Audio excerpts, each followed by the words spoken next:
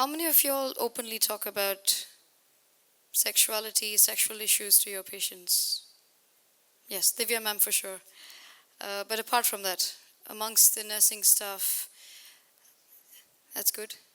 So that's 3 people in the entire crowd. It's sad though. It's sad because I don't think we should be treating these patients any different, should we? My talk today is on sex and taboos.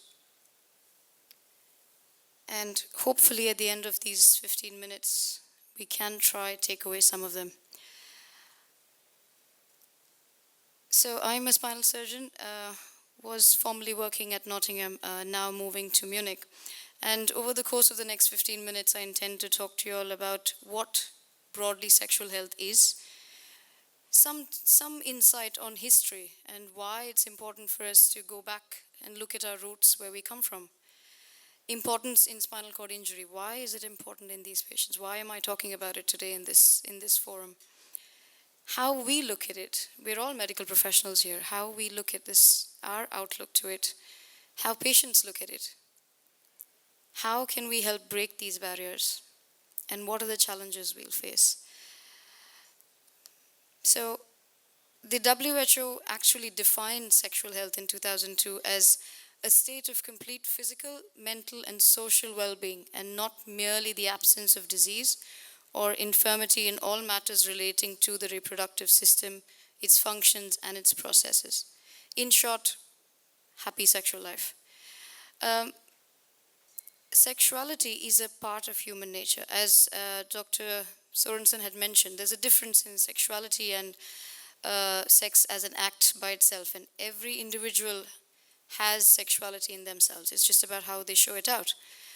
And clearly on World Sexual Health Day, they had said that this is very, very fundamental for well-being, and sexual health is a human right, if we didn't know about that. If we go back to history, as I was saying, there was at one time when there were Purusharthas, the 4 important goals that were listed at that point included Kama, which is desire, Artha, which is material desire or prosperity, Dharma, which is religion or virtuous living, and Moksha, which is liberation. And one of our very well-known old Indian philosophers who wrote the Kama Sutra actually listed these in order of importance. So it's surprising to see what comes up first in the list, or maybe not surprising. But Vatsyayana was the one who actually wrote this, and this was then written down further by various authors. There is a very subtle conspiracy of silence in not just in India, but everywhere, about talking about sexual activity, sex in general, if it comes to patients. But if I am to talk at this forum about us, these images look very explicit, but I've not picked them from anywhere in particular. These are images that we have in our old philosophy books. This is images of temples we have across India. These are images from the Kama Sutra, very explicit. But if you actually look at historians and their explanation of why this was there, it is said that this was the way in Indian culture where olden philosophers tried to teach people what sex was about. It was not trying to be mocking or trying to show off people's individual fetishes or fantasies. No, it was a way they wanted to show the world, or probably at that point not the world, but everybody else, that inherently everyone is or has sexuality, and this was how they would practice it. Everybody thinks the Kama Sutra is all about positions. That's not true. It's just 20% of that book that talks about positions. The rest, 80%, is about relationships. It's about how to build a relationship. It's about how partners have to live with each other. The only difference, obviously, from that point to now is that then it was about multiple partners, which clearly a lot of people would like now, but that's not really acceptable in today's culture. That's probably the only difference, because at that time the kings had multiple wives, so that was acceptable. So it's these notions that I'm here to try and just shed some light on. I don't think I can change anything in a day. Having said all that, before I got this talk, when Professor Bostrick told me, when I was his fellow at that time, Irina, you need to lead Sex and Spine when we talk in next End Spine. And I was like, yeah, sure, why not? But I came back home, and that's how I looked. I could not believe yes to this, because I could not believe I would be talking about it. And it got worse when he told me, oh, guess where we're talking first? In India. I wanted to bury my head somewhere. And he said, you're talking about taboos. So that's why I'm here. But it was important for me to break the taboos in my mind first, because it was difficult for me to talk about it. And it was only then that I realized. So I decided to dig in a bit more into history and went back to see who was the first person to describe shame, actually. It was Darwin in 1872 who described shame. And what he said very briefly in his book on expressions of emotions was that this represents, at a primitive level, what humans try to seek cover for, or something they were nervous or scared about. They just tried to seek cover. But since it was not well defined, in a long time after, in 1930, it was John McCurdy, actually, who wrote a very detailed description of blushing and shame again. And it was interesting what he said. He said that prehistoric man actually tried to seek concealment in activities that he felt, or that they felt, were dangerous to them. So basically just activities in which they couldn't turn around and fight. So what were these activities? Eating, sleeping, sexual intercourse, and excretion. Because effectively, if they were to be attacked by anything in a hostile environment, in these activities they would not be able to defend themselves, which is strange. So this was what, at that point, needed to be private to protect themselves. But what did we do with this from 1930 coming to now? What did we do to change it? Instead, we changed it to taboo, to make it unclean, which is the complete opposite of holiness or being sacred as per religion. And this has been well described as well in a lot of books, which is why it's important for me today to talk about this. And why with spinal cord injury patients? Why is it important here? This was also mentioned briefly by Dr. Sorensen. It's important because most patients who have spinal cord injury or neural injuries have been considered desexualized beings, which is really sad because they're not. Nobody takes their sexuality away. They're just people who have problems for unfortunate reasons. It doesn't change them as human beings. It doesn't change them as individuals. These are a few quotes. One is that sex is one of the first things that many people think of after sustaining a spinal cord injury. Many people actually have pleasurable sex lives after spinal cord injuries. They may not have enough sensation, but they definitely can still have orgasms. And they feel the new sexuality is much, much more fulfilling than before. This was quoted by Bill Fertig. He is a patient who is paraplegic with a complete T7 injury, and a very famous person in the United States. He's the director of the United Spinal Association of Spinal Cord Injury Resource Center there. How do they make it so special? They make it special because they have a necessity. And in their necessity, they draw more out of it. They draw more out of the sensations. They draw more out of their sensuality. Usually this is ignored by most normal individuals, but they tend to try and get more out of it. Hence, sexual education in rehab centers is very, very important. We're very lucky to have a center like Indian Spinal where we actually have people like Dr. Divya. We have Shivjit, who actually talk about these issues. They counsel patients. This is important. And this has come from patients who actually have sustained spinal cord injuries, not from other people. They feel it's most important in rehab centers. This may seem like an explicit image, but if you look at this first, is there anything that strikes you all in one shot? Yeah, so she has her catheter bound to her leg. Both her arms are flexed, forearms flexed. She has a ring on her left hand. This was Mrs. Chapman. She's authorized to give her pictures on public media, which is why I'm putting it up here. Unfortunately, she was 24 when she had this incident. She was due to get married. It was a bachelorette party. And she was pushed into the swimming pool by her closest friend. She landed on her head. Didn't sustain a head injury, but was quadriplegic.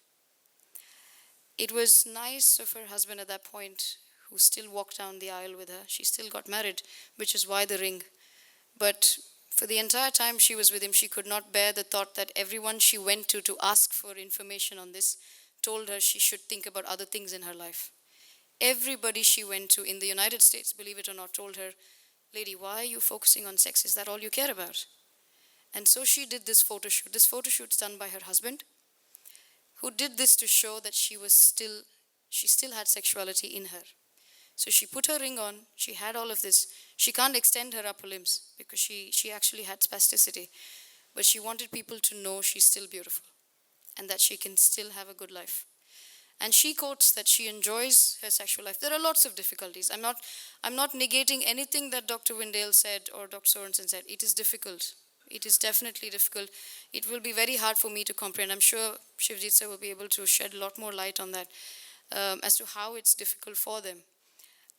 But she made an effort. She was brave enough to do this, which is why I've put this up here. And that brings me back to why I'm talking about this. It's important because it's not all birds and butterflies. It's not like how we show in our Hindi movies where we have two flowers coming across when we have to cover people kissing and stuff. It's not that. It is important to these people. It's important to break this taboo because it's only then we can get to this. This is important for these people. It's important because they're not different from us. They're not different in any form or manner. They need to have a normal life as much as we can provide it to them in normalcy. So, does this mean as healthcare professionals we're great at taking sexual history?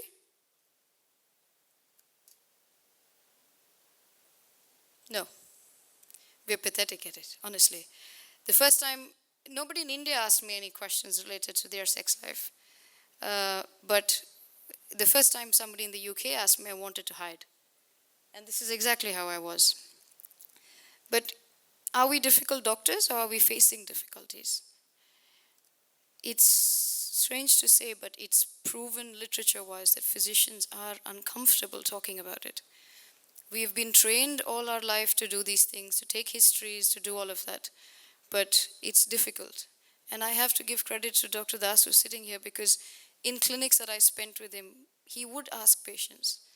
It would take patients by surprise, it would take me by surprise, and you would believe it or not, they would accept. They would accept they have a problem. But it takes a good physician to ask, and I was always shy to ask. I would never want to talk about it. So yes, physicians are uncomfortable.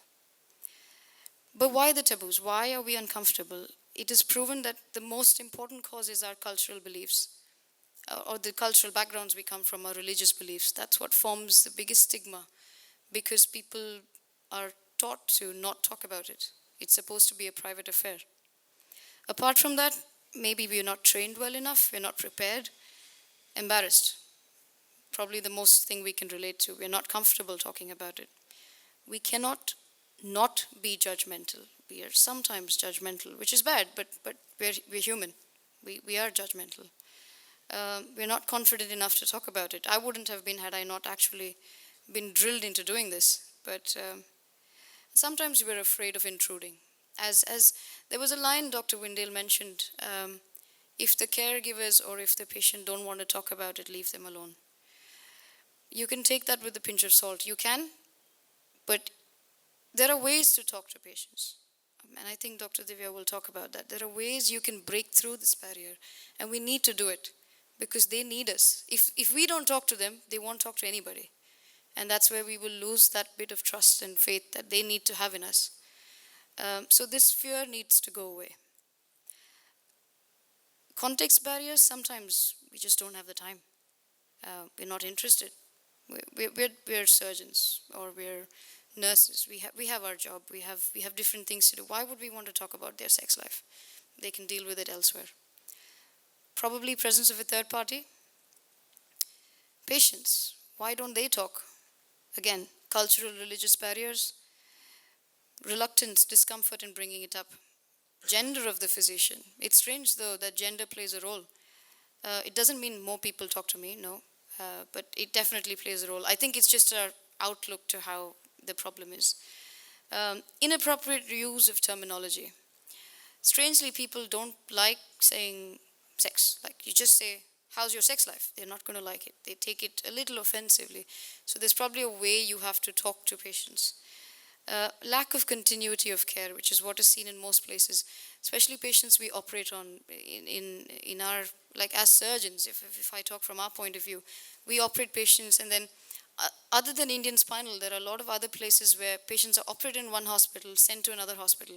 So there's so much of lack of continuity of care. Patients don't want to talk to a new person because they don't know. I mean, they feel, okay, they don't know what I went through. Should I really talk? Should I not talk? Which is sad, but that's the state of affairs in a lot of places. That's why I said we're privileged to have an institute like Indian Spinal, because everything's under one roof. You see Chabra sir walking around, you see him talking to patients, you see him referring to Dr. Divya immediately, referring here, referring there. That doesn't happen in all institutes. Offending behavior.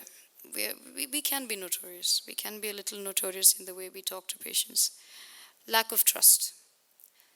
Which is why I said it's important to gain their trust. It's important that we know how to talk to them. And it's also interesting to know that most patients want to discuss their problems. They just don't know where to start. But they do want to talk. And they always prefer that the doctor initiates. There was a brief study that our physiotherapist colleagues did in the UK, in Nottingham, where I was working, just on patients who had issues with cauda equina, a little different, but still a neural injury, and asking them how many of them wanted more information. It was surprising to see that 95% of the patients who came said, we came here for information on sexual dysfunction, how to deal with it, but no one spoke to us about it. Which was sad, but it kind of was an eye-opener for us, just to know that. We need to break the stigma. We need to come out of this cage that we've built for ourselves. Again, as I said, why is it important? Because comfortable, open-minded physicians can actually uncover a lot more problems and help find solutions. But we need to start somewhere, and if we don't start, we can't improve anything. We just can't do it. Where do we start? Sex education. Somehow we're lacking in that field. At least when I studied, I had no sex education in my curriculum. I don't know if things have changed. From what I know, I don't think it's a broadly touched topic, even in today's curriculum. I don't see that. I'm not saying it's better off in the West. They're probably more proactive. Correct me if I'm wrong, Angela, but I do understand that they feel it's normal. They feel that children should know, and in a way, maybe right, maybe wrong. I'm not here to debate on that, but I still think sex education is important at whatever level, form, or manner it comes. As long as people know or patients know what is going on, it's healthy, and there's a healthy limit to which you can discuss it. Training. It's important in training that we do touch on this, and I think more in a place like Indian Spinal, where we have a well-renowned rehab center. I think it's important that people are trained to deal with this.